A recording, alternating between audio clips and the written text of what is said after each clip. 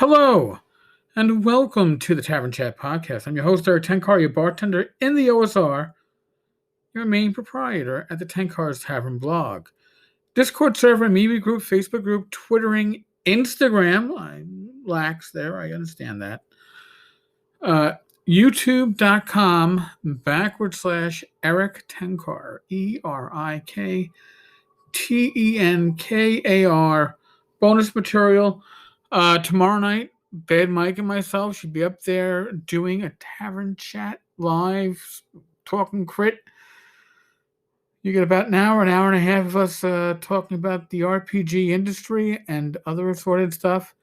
Always a good time. And if you watch us live logging into the YouTube channel, you can comment. You can get your comments seen on screen. And not only that, influence the show. That's a great thing about recording live. Recorded live in front of a online audience, not studio, like I don't know, like All in the Family and the other shows used to always be. But it is what it is. So before I delve into tonight's topic, I want to briefly mention a Kickstarter that I posted about tonight over on tenkarstavern.com on the blog side. It's the Rotskeller's modular table for dining, gaming, and RPGs. It looks like a really quality, affordable table. Now, I'm saying affordable, I'll put quotation marks around that because it's shipping from Greece. So if you're in the USA, I'm sure shipping will be harmful. And the base price really isn't the price for what you need. You need to get the inserts and the drawers, and that's going to add, but still, I think for what you're getting, it's pretty good. And Rich and I, back in the world before COVID, the world before congestive heart failure, when we were looking for a place in the Poconos, part of the deal was I was going to get myself a gaming table. We're not looking at a place in the Poconos at the moment. That might come back on the scan, the chart in a year or two, and we have a better understanding of my health, and we're out of the world of COVID. But hey, something to keep an eye on. Now, if you use a gaming table, if you own one, I'd love to hear from you. Please leave a voicemail, leave a message, because it really, really means a lot. Now, the meat and potatoes. We have a voicemail from Laramie. So we're going to listen to Laramie, and then I'll be back. How does that sound? Good? All right. Hey, Eric. It's Laramie calling in. I'm just a quick notes on some recent episodes. I noticed in 8 back-to-back episodes, you were discussing the mental health aspect of having the Discord community and other local communities for gaming, and then a couple episodes later, kicking social media in the teeth at Facebook and Twitter, and I completely agree with all those things. But it's interesting that on one hand, social media can be such a great tool when it's focused and directed and personal, and these are people you actually know. And even though we can go through the Discord list, and there are a slew of people on the Tavern's Discord that I've never met in real life that are genuine friends, and I love talking to and love hanging out with. But you flip that coin over and you look at some of the vitriol and poison that's spit in a anonymous place like Facebook where people can just make a drive-by. And I think it just actually kind of highlights why everybody really liked Google+. You were able to celebrate all those little communities, and you could cross between them and recommend this to that person and this to that person. They were little small islands of their own. So just thought it was interesting that those two episodes in themselves kind of highlighted the differences in format between one place that's basically trying to sell their algorithm on how to do better advertising and get people wound up and addicted to the hate and the poison, and other communities that are just kind of there. So anyway, later.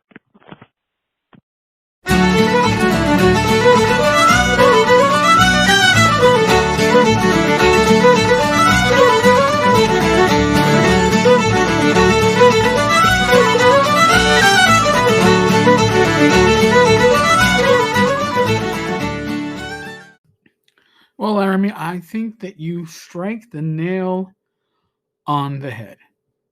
All right. And okay, here's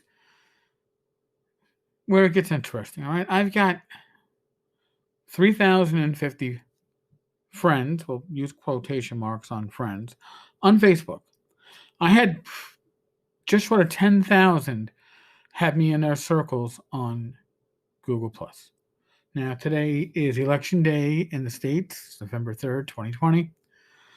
And my Facebook feed is full of something that I didn't used to see on Google Plus in my main feed. It's full of politics. Politics. And, you know, if you don't agree with me, then you're fucking wrong. Right? Now, let's step back from the main Facebook feed. Let's go to the communities. For the most part, the communities don't have that extra drama. The communities are more focused.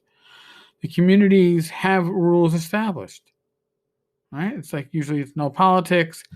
Some allow politics, but for the most part, it's focused on BX Gaming or OSR or 10 Cars Tavern. Right? Let's look at the Discord server. 10 Cars Tavern Discord server. Well, one of the main rules there, again, is no politics. We talk about gaming. Now, if you're joining the 10 Cars Tavern Discord server, you're joining it because you want to talk about gaming, right? You're not interested in talking about politics. But Facebook, and I'm not even going to get into fucking Twitter. Twitter is a fucking cesspool. But Facebook, that main feed, and again, I got those 3,000 plus people that I am friends with, the vast majority have asked to be friends with me. Yes, I have a presence. I've got the blog, I've got the podcast, I got the YouTube channel, we've got the newsletter. So, yes, I understand that people want to hear maybe my shares. But at the same time, that puts me in a position where I get to hear all of what I'm going to call the noise, because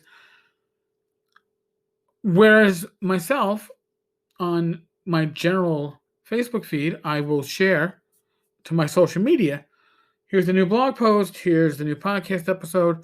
All right, here's this major event that happened in my life.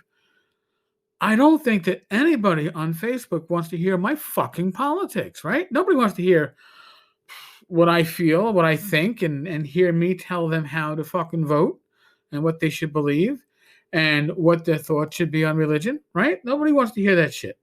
They don't. But people on Facebook feel I've got this platform here. Let me spew out my shit. It's worse on Twitter because Twitter, you could be on Facebook, and I'll be honest with you, you could never look at your main Facebook feed, just your communities, and you'll come close to getting what you're getting out of Google Plus. All right, not exact, and some things better, some things worse, but you'll replicate a lot of that. But it's that main Facebook feed that is quite cesspool-like at times. Now, are there stuff that I read that I'm like, oh my God, something's going on, this person's sick? Yes. And they're not going to share that to a group, right?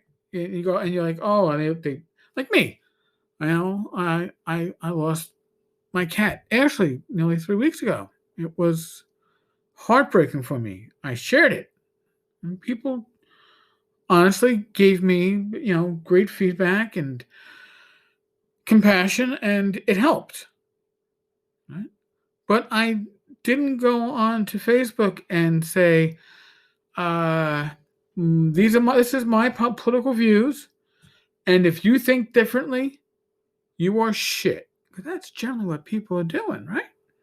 Think about it. So the problem is, you gotta filter out all of that. And I remember back in 2016, there was a kind of a filter you could install to your Chrome browser to filter out the political posts. I couldn't find it this year. Probably wish I had. And yes, although the election is today, and in theory things should be calm afterwards, no matter which side wins, right? We're gonna hear the same shit anyway. We're gonna hear the same mud slung from side to side, up and down, left and right. So is Facebook inherently evil? Inherently a cesspool? No.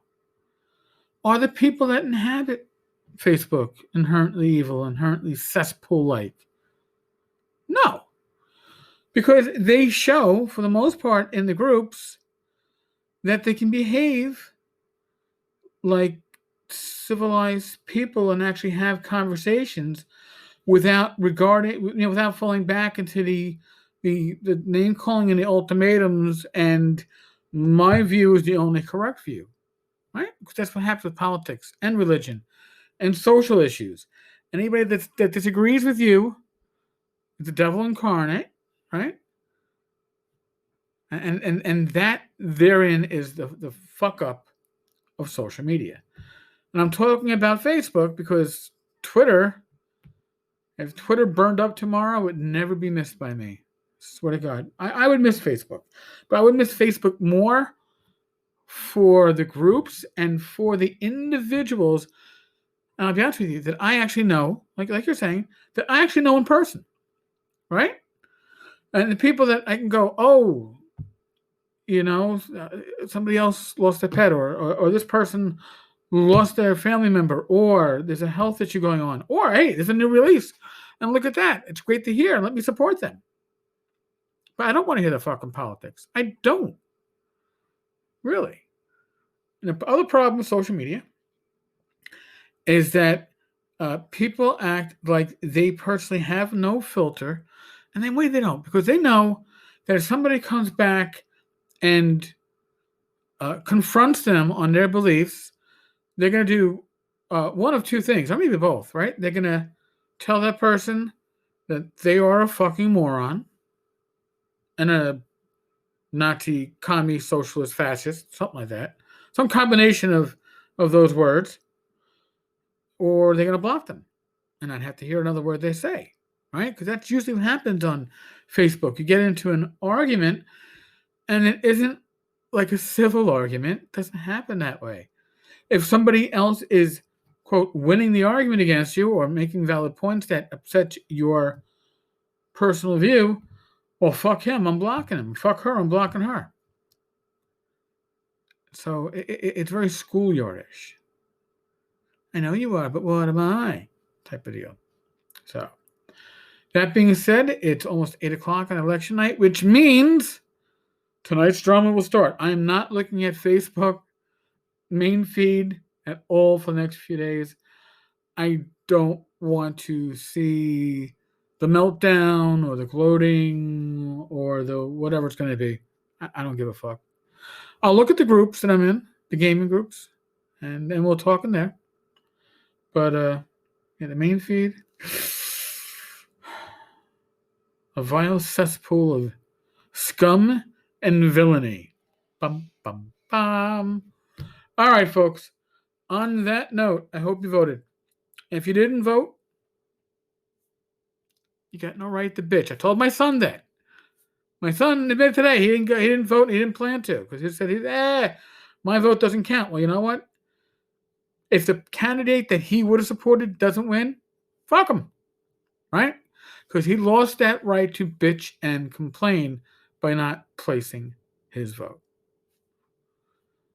And it's not like, oh, well, I couldn't vote because I had a 20-hour workday or I was deathly ill and stuck home with COVID. Although the CDC says if you have COVID, apparently you can go out and vote in person. But in any case, no, he just got lazy and used the excuse that my vote doesn't count. Anyway, your vote counts. Your vote counts. If you didn't vote this time, vote in your next elections next year. Be a part of it. Okay? Be engaged in your government. If you're not engaged in it, it's I don't want to hear you bitching. Folks, as I said, we're in the world of COVID. Use your common sense. Keep yourself, your family, your friends safe, healthy. If you need professional medical advice, seek it out from a medical professional that you trust. Be safe, be well, God bless, roll those dice, and God willing, Bad Mike and I will be live tomorrow, 8 p.m. Eastern. Catch us on YouTube. You can catch us on Facebook too, but commenting is a little bit more difficult. So I'm going to ask that you watch on YouTube. Subscribe to the channel. Make me feel good. Join the mailing list. TenCarsTavern.com. The link is there. Goes out on Sundays. Keep up with what's going on in the community. All right, folks. On that note, I'm out of here. Laters.